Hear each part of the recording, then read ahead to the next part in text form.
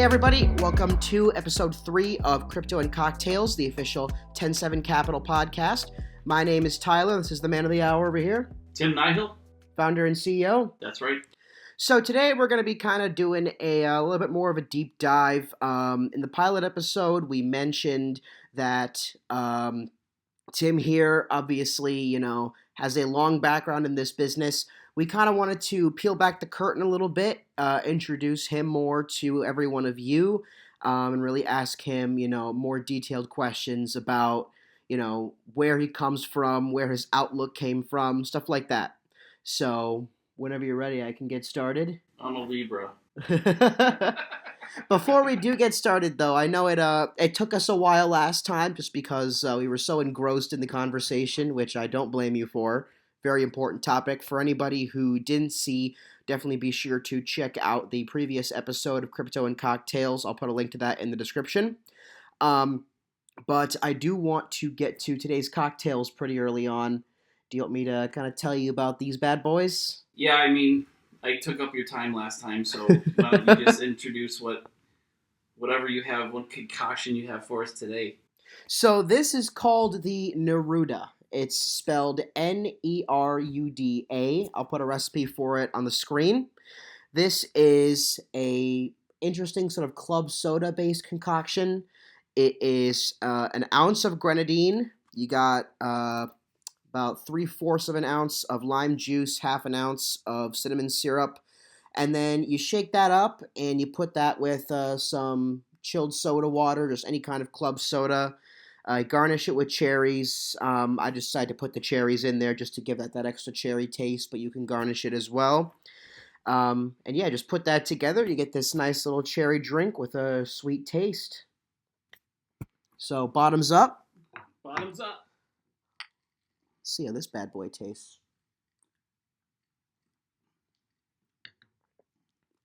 Ooh. Last week's drink was very good. I actually like this even better. What do you think? I think if you add a shot of Belvedere or Grey Goose in there, it's perfect. We'll have to go back then, add some Grey Goose. I think we got some Grey Goose in the company closet. It's got to be somewhere. Yeah, might be a good idea. Any y'all out there, maybe try adding some vodka if you got any. But I really like this. If you had this at a bar, I mean, you could do a non-alcoholic version and you could use vodka. Oh yeah. And I bet you would hit a home run. I mean, I could see at a golf course, like coming off of 18 and you're out there and it's hot and you just need a refreshing cocktail while you're kind of chilling out. I could see this one being a home run at especially at like a country club, golf course, whatever. Yeah, well, we're going to be talking a lot about golfing today, obviously. I think you mentioned in the first episode, we kind of come from a golfing family. We're going to mention a lot of that as we go forward. But kind of walk us through, I know you mentioned in the first episode, you started looking at stocks and stock options, when you were 7, just looking at the Buffalo News and whatnot, And then you mentioned very briefly, you went to high school, college, studied finance, that kind of stuff. But, walk us through sort of, I guess, your childhood in finance and, coming into your own as an adult in that sector and your interest. Like, how did that develop as you grew up and as you, got closer and into adulthood and eventually into the business? Okay. Kind of a loaded question. Yeah, I mean, it's a long question for sure. We can divide it up. I think the long and the short of it is growing up was pretty simple. Grew up in South Buffalo across the street from Cazenovia Park. So it was a 9-hole muni track. They didn't even water the course, which was amazing. So you could hit a ball and it would just roll forever because it was all hard pan. And I liked playing sports growing up. I liked running around the neighborhood, and for some reason I just kind of had a knack for mathematics. And a lot of it was just, I was good at it. And when I started really playing around and learning more about the markets and stuff like that, it really started in high school, right? Like, I would I would follow stocks. I was always following stocks and listening to conversations of adults around me. Where I came from, it was very hard nosed, blue collar, hardworking, and part of it was a learning process, right? Because there's definitely a dichotomy of people that have more wealth, more investments versus those that are kind of grinding day over day, and you kind of see the observations and the differences between people. And then from there, I it was kind of funny. I was in high school or junior or middle school. My parents pulled me out of public school system. There was a very interesting 2.5 hour phone call between my mother and my eighth grade math teacher, and my parents realized I needed to go private.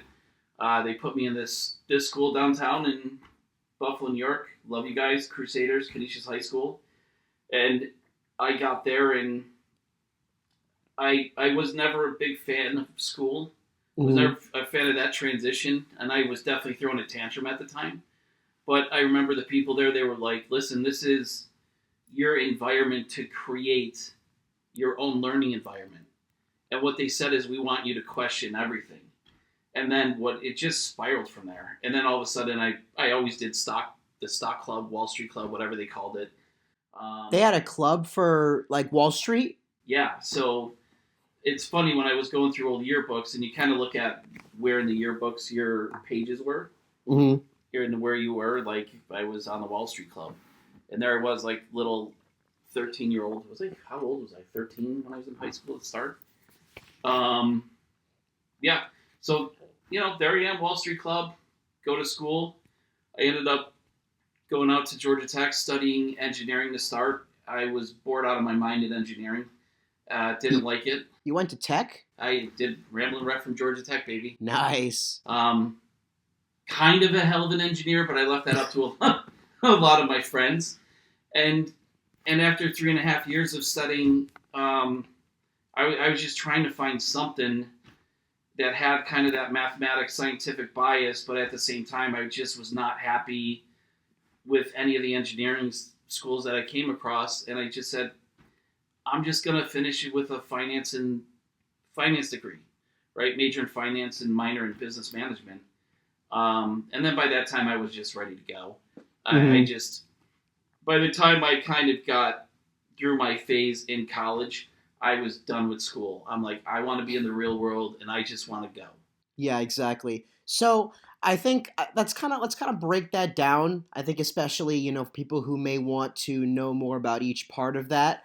I think let's start with Canisius because I've been to some events at Canisius. You and the rest of the staff have been to. I mean, it's a very nice school, very prestigious. I'm kind of wondering, you know, what were some things at Canisius, what were some things you learned at Canisius that sort of informed your eventual progression into this business, into, the family office business? What were some values you learned there that informed, the way you do business today, stuff like that? Yeah. If I get the motto right, the motto was, oh, yeah, shoot, I have it. It's like right there. It was basically like, we're not looking to just, it wasn't just excellence in school, but excellence in life, right? And that's a standard. And that's a standard we were raised in. And the other thing, too, it was really wild because I just, I was at this school, I felt so out of place, but the teachers and everybody there were so awesome, and they just allowed me to have an environment where my mind could just explore, right? And I was allowed to do things. I My favorite thing at the time was they had a small gym, and I just shot hoops all day. I just played basketball all day. And I went to the library, and I just ripped through all the information I could find because I just have a naturally curious mind. Hmm. And for me, like libraries, especially like these really really, I don't know how to describe them, but they're almost like this old school feel to them. But there's just a lot of knowledge there. Hmm. Um, that's always been something that really I gravitate towards. Do you think that curiosity that Canisius trained you in, do you think that kind of informs the way you do business today? Absolutely. Um, in my world, I don't think you can do a good job for people. And remember too, this is as much my own and our own money, my own family money, as much as our clients' money as well, because we're invested in a line side by side with everybody. I just don't think you can approach this business with bias, right? I think if you can't have biases, as you have to be able to look at and assess everybody's situation that you're working with, and at the same time, our job is to scan the entire financial universe and bring the best solutions to our clients. And it's a very collaborative approach, Yeah. right? It's like, hey, here's what I'm seeing, here's what we're thinking, here's where this gets you, here's why you should do it, right? Mhm. And that's really a big part of it. It's, I can't have a bias. Like a lot of people in our industry are anti-insurance, anti-long-term care. Well, long-term care costs are decimating retirees right now, and it's wiping out family legacies. Annuities, take them or leave them. In some spots they fit, some spots they don't. The word on the street, or the kind of the nomenclature, is annuities are bad because they're high fee. That's not true. They have fee-based annuities. They cost you $25 $25 a month, and there's no surrender charges. They're open architecture. Like everything that's out there, I think we've gotten into an environment where everyone's so used to being sold some kind of packaged product Hmm. that they don't realize for every solution out there that's a packaged product, there's also the open architecture version of it. And it's our job to be completely open and to study everything that's out there. And So that's why we kind of gravitate more towards um, non-market stuff, real assets, digital assets, crypto. And if I had a bias with Bitcoin, like we talked about yesterday, and look, it's everything so far that has gone up against Bitcoin gets eviscerated. And when you see it, and when you really study it and understand it, you're like, I have a bar of gold, or I could have Bitcoin. Well, why would I try to carry my gold anywhere? you know? And even Obama said it. He's like, geez, it's like everybody has a Swedish bank account in their front pocket. Exactly. So if I have a bias against it, my clients aren't going to get into it. hmm And then the United States and every other government and state across this country, across the world, etc., that are all going to fight to buy it and utilize it and have it as a strategic reserve asset, because it literally has become and is digital gold. There's a tremendous opportunity that people are going to miss out on. So I think having the ability to free think, having the ability to ask questions and question everything, and it, I have to self-analyze myself first too, because I have to make sure that I'm saying, okay, I have to make sure that I'm not coming at it from a biased perspective, and that my point of view is always open, right? So it's open to everything. hmm And then from there, when you come across and you're like, yeah, I don't have a good feel about it, that's when you start to turn and walk away. And then other times things click and it resonates and you go from there. Yeah, that makes sense. I wanted to though. I wanted to call back to what you said earlier about just sometimes you would go and shoot hoops. I know that kind of comes into play later, especially when you go and play for the Jackets. I didn't play for the Jackets. I watched everyone else play. You wanna kind of walk us through sort of then we go on from Canisius into Georgia Tech, and Yep. that's a hell of a school. How'd you get into that? I mean, that is one Pure of the luck. best schools in America, Um, especially these days. it was wild. So at the time, I was a really, really big college basketball fan. And at that time, and it was funny too, I remember watching Kenny Anderson, who was absolutely incredible, the lefty out of New York City, right? And I mean, just the point guards coming out of New York City during the day were ungodly basketball players.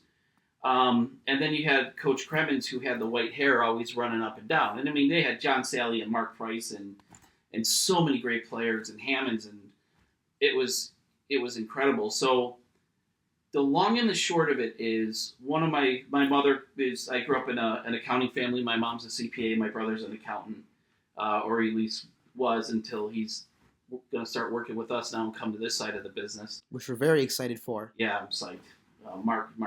Mark's a tremendous fit for this industry. Shout out. Yeah, that's good.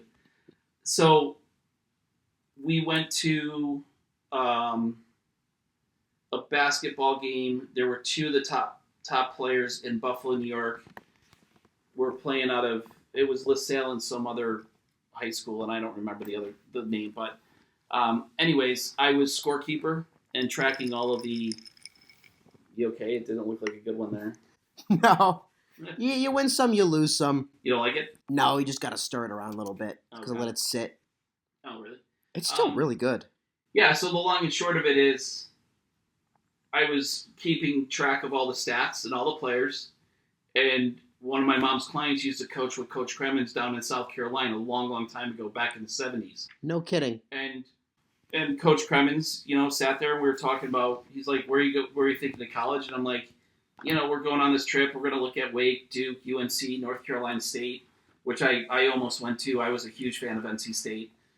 And he goes, well, why don't you come check out Georgia Tech? I said, okay.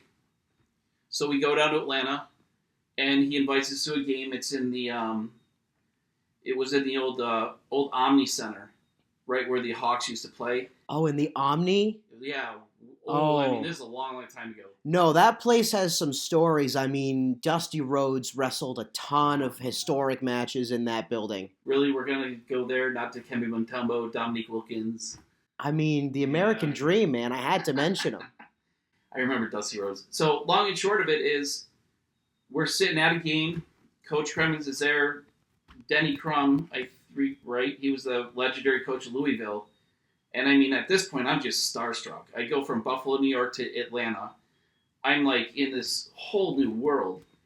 And next thing I know, we're sitting in Coach Kremens' office, and he goes, gives us a tour of the school the next day. And then, me and my family head back. He's back up 6 weeks later. He goes, what do you think? I'm like, I love it. He goes, you want to be a part of the team, and we'll give you a scholarship, and all you have to do is get a decent score on your SATs. So I knew where I was going to college before I even had my SATs done. And next thing I know, I'm down in Atlanta and I'm at Georgia Tech. Yeah, but I mean, it wasn't just like that. I mean, you mentioned, you studied, I think initially you said you studied in engineering. Kind of walk us through, because obviously, obviously it's not, you're not just doing the basketball. It's like you also got to, make sure you're doing stuff at the school academically.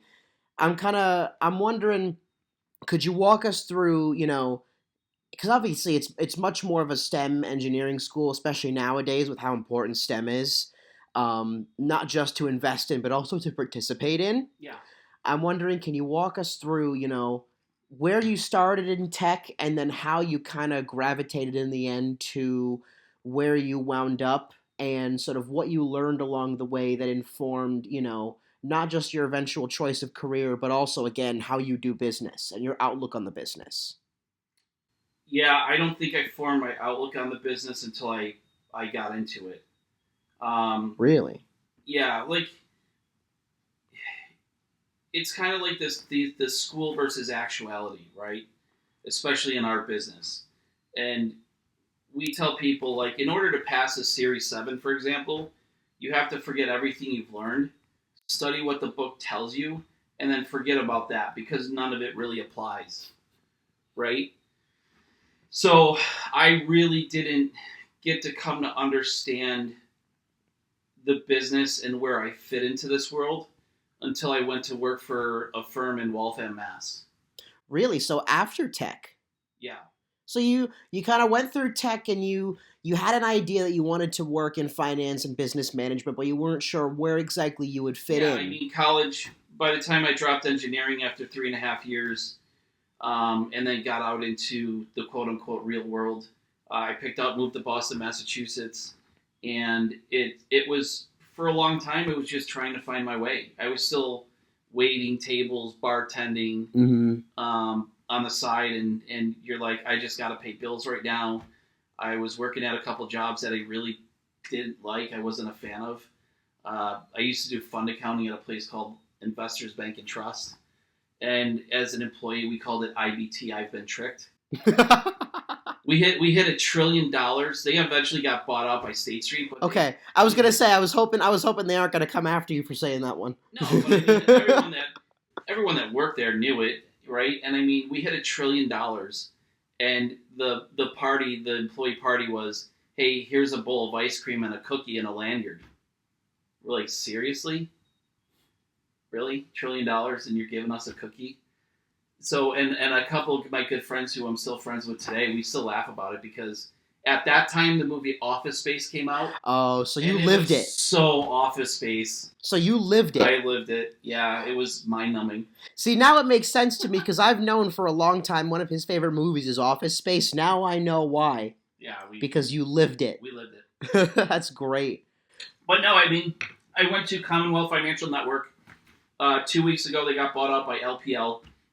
They're an independent broker-dealer. They just got bought out for $2.1 billion. 2 weeks ago as in the time of recording or from where you're talking about that time? 2 weeks ago from recording today. No kidding. Oh, yeah, they just got bought out. So we were an independent broker-dealer, and I just kind of fell into this world. And Commonwealth as an independent broker-dealer and their advisors, it's like you were at the Four Seasons. That's how high-end it was. Like, all the advisors that were there were all just high-end. They were forward-thinking. And I learned just so much from everybody, right? And I just absorbed as much information as I could because I finally found it. I'm like, this is my world. And I was lucky. I had so many good people I learned from, especially on the advisory side, right? What are some examples? I have, you want to shout anybody out? Chuck Bean. Definitely Chuck Bean. He's an RIA out of Westwood. I think, unfortunately, he had some health issues, I think, and he's retired now. But he grew up his father was in the business. I think he was a big John Hancock guy. And it was just the process and approach to doing things, right? And being at the next level. And then the other thing is what it takes for you to be at that level, right? Because when you level up, like what I've learned over time is in order to keep going to another level, you have to drop 80% of who you are. Because 80%'s not, like, it got you where you are, but 80%'s not going to get you to where you want to go. And his father taught him cash. Focus on your cash. And it's KASH. Knowledge, attitude, skills, and habits. Every day, knowledge, attitude, skills, and habits. And that resonated with me. I had another person who I worked for at the time. I think he, he was a CEO, Wayne Bloom. Got to give a shout out to Wayne. I learned a ton from him. And at that time, I was so wet behind the ears. He would tell me, you just need gray hair. You just need gray hair. Wayne, I have a lot of gray hair now. So, but it was, I still have so many connections from there and so many great people that I worked with. And it's everybody. It was everybody. And when I had to leave eventually for personal and family reasons, it was hard. I didn't want to leave, but that's kind of what happens. Life happens. Mm-hmm. So, kind of walk us through kind of where you went from there, because I know you mentioned briefly in the first episode you were at BlackRock, you were at iShares. How did you, walk us through kind of the transition, the timeline from leaving, where you were, and then going through, obviously you don't have to get into the family stuff, but, then going into iShares and from there. Yeah, so after Commonwealth, I spent 2 years with 401k Advisors, where we built and launched the Retirement Plan Advisory Group. We ended up being the largest network of independent retirement advisors in the country. And that's when we were doing next level 401k work. And the problem is it wasn't going to work because my future there was I would have to move to California and I couldn't leave the East Coast. So it kind of was what it was. And at that time, I was doing a lot of work, even at what Commonwealth, at the end of my Commonwealth time, I was doing a lot of work with ETFs and iShares because ETFs had just started to come to market, Mm-hmm. right? And We know you love those. You mentioned them a lot last episode. yeah, I'm a big fan of them when they're done right. So the long and the short of it is, I went to, you know, RPAG for 2 years, got some great experience there. Again, worked with great people. Again, I was so lucky, and then I ended up at iShares and BlackRock, and originally I was on the iShares side of the business. I was doing, I was there to put ETFs in the 401k system, and also doing consulting on the RIA side. And then at the time, BlackRock had purchased iShares from Barclays, and next thing you know, we get rolled up into the broader BlackRock, and away we go. Hmm. That's so okay. Then I think so. Then you're kind of going into BlackRock itself, and then obviously after that, you leave BlackRock and you go out on your own. Because until you left BlackRock, you had gone from company to company to company, and then after BlackRock, you kind of, just that was when you were like, okay, I need to go out on my own and to try this for myself. You've mentioned BlackRock, especially their leader Larry Fink, in glowing terms. I mean, he's one of the smartest people out there in the business. You know, what would you say was the reason? I mean, first let's start with what did you learn while you were at BlackRock, and then what was the reason why you eventually left? Was it literally just you felt like I need to be out on my own, or was it more complex than that? No, I mean it was easy. Across my entire career, I always have had an entrepreneur mindset. Right, I'm definitely a risk taker, and like I said from before, I'm a free thinker, and I need my environment where I'm comfortable at is where I could be in that type of environment. Like if I'm in an environment that's constrictive and restrictive, I can't do it. It just internally can't do it. I'm not wired that way. And along all the experiences that I had, I was able to be the entrepreneur inside of a large corporation and big businesses. And I was the one creating new markets, creating new things, and bringing new ideas and strategies to the table. So after 5 years of BlackRock, I just looked at it and I said, I think it's time for me to strike out on my own. And I knew when I started with Prudential, when I moved from Atlanta to Boston, that I really, really loved financial planning. But then I had to really figure it out. Because it's one thing to talk about doing and working with people from when you're sitting in the tower, Yeah, in the corner in the office. corner office. But it's different when you're doing it at people's dinner tables, right? Yeah, and that's kind of the approach that we bring to things. Yeah, and everybody does and says that they do, but it's our clients. We're part of their family. They're part of our family, Mm-hmm. right? And that's one of the reasons we're not looking at the traditional advisory space is how much money can I bring in to charge annual fees.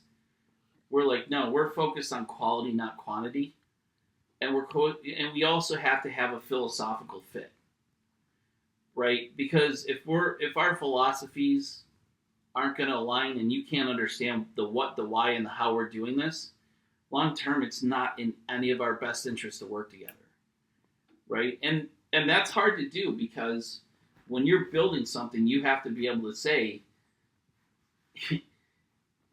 the relationship's not in our best interest. We shouldn't work together. Yeah. Right. And it comes down to it's like, oh, I can make a sale and bring in money, but then 6, 8, 9, 10 months later, it's not a good fit. And then it ends up costing more of your time and energy than whatever money you bring in the door, Mm-hmm. if that makes sense. And when I jumped and made the jump to do this, again, I was in the pool, right? It was like I was finding my way. And it took some time to really, because you really have to find, I think, when you're a business owner and an entrepreneur, you have your idea, but it takes time for you to really flush it out. You're like, oh, I think I'm going to do this in this direction, but you end up over here. Like, I saw something the other day. It said, like, it just had a list of like 50 huge companies, right? And I think it was like Samsung, for example. I think they started off building tractors, Mm-hmm. right? So you never end up where you think you're going to go. Yeah. And eventually we just evolved into this. I just said, man, I see, people, friends and family with wealth around us that have been very successful from a business, investment, life perspective. And then at the same time, you look at what all the uber ultra wealthy are doing, and you're like, how can I help people do that? Because that's interesting stuff too, because you get into like some really, really fun investment strategies. Oh yeah. And it's different, but people understand it. If you say, hey, you know what? Some of your money's invested in an asset that owns, two of the tallest buildings in downtown Boston, and everyone in Boston is paying you income and rent. I understand that, but you ask people what's an exchange traded fund or stock and mutual fund, they don't know. Mm-hmm. So It's about translating it into. It's Sure. about coming down to people's level. Yeah, it's really about, and like we talked about, there's even the gap in social media. It's bringing this down to everybody, Mm-hmm. and helping them understand how it could be beneficial for them, or maybe even if it's not. Yeah. So that's probably a good place then to kind of round it all out is, you go on your own and then I think give us a brief sort of walkthrough of the history of, 107, how it first started out and, how it kind of morphed into the family office that we are today.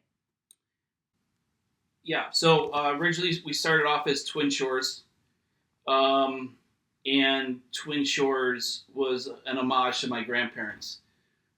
It's it's hilarious. My friend drove by it for the first time the other day. He was laughing. So Twin Shores is basically, you know how they have like the Florida mobile homes? Oh, yeah. It's like one of those mobile home parks Oh. in Longboat Key, Florida, which is where I went for most of my life. So my grandparents had a condo, down the road, and then they ended up there, and we always used to go there when we were young, and we'd upset all the old people when we won at bingo while we were down there on spring break. Yeah, so about 12 or 15 months ago, I just woke up and I had this vision and this realization that traditional wealth managers, financial advisors are gone. Our space is going to be completely changed. A lot of the stuff that we have today is going to be completely wiped out by technology, blockchain. I don't want to use AI, but I'll use AI for lack of better terms. And at the same time, your shops that have been selling these goals as if they're like retirement is not a goal, it's a priority, right? It's just things like that. Like these shops that have been accumulating assets and charging fees for a long, long time, financial planners, if you will, they're all going away because it doesn't work. And the next generation of finance is coming. And then I looked at it and I said, okay, so now I understand that not only do we want to move away from that space, but what's the next generation of wealth management and planning, for lack of a better term right now? And it's the family office structure, because our capabilities and our markets and what we're bringing downstream to high net worth and ultra high net worth individuals, and it's not like we turn people away anyways, but that's our core and core market. It's worlds beyond what's available today. So if you're out there as an indexer and an S&P 500 person, because Warren Buffett said buy the index, which he said buy the index if you're ignorant, and most investors are ignorant, right? You got to get away from the soundbite, life. Mm. And really go through the actual words that are said. It's kind of hard for people to do nowadays, but yeah, I get it. Yeah, so if you're saving in a retirement account, a 401k, and you're indexing, you're going broke. That's the broke strategy, because the system as it's currently structured will take all the money by the time you pass away. And then within 5 years after, it's going to take all of the money away from your beneficiaries. And the level of planning that needs to be done in this next generation is just worlds beyond what we have today. And that's why we're big on digital assets and blockchain and the future of finance, because the opportunities are endless, and it just gives everybody here a chance to participate, and it democratizes finance. And we just think that getting to a place where we don't have to worry about borders, boundaries, and limitations is what we want for ourselves, and what we want for our families and our clients and their families and beneficiaries too. Yep, makes a lot of sense.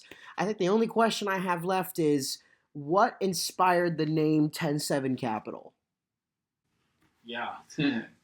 Okay, so 10-7 Capital is a numerology play.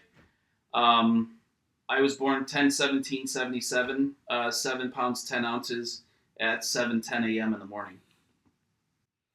No kidding. Yeah, no joke. So really it's basically you're saying this company is an extension of yourself and your thought and what you bring to the table. And so by doing that, it communicates the personal side that you bring to the business, that warmth that you bring to the business, you know. I And think it's did I get that right? yeah, it's warmth, and it's there's a connection that I have with people, and for some reason, with the way I can just explain things, there's a certain truth that's already there.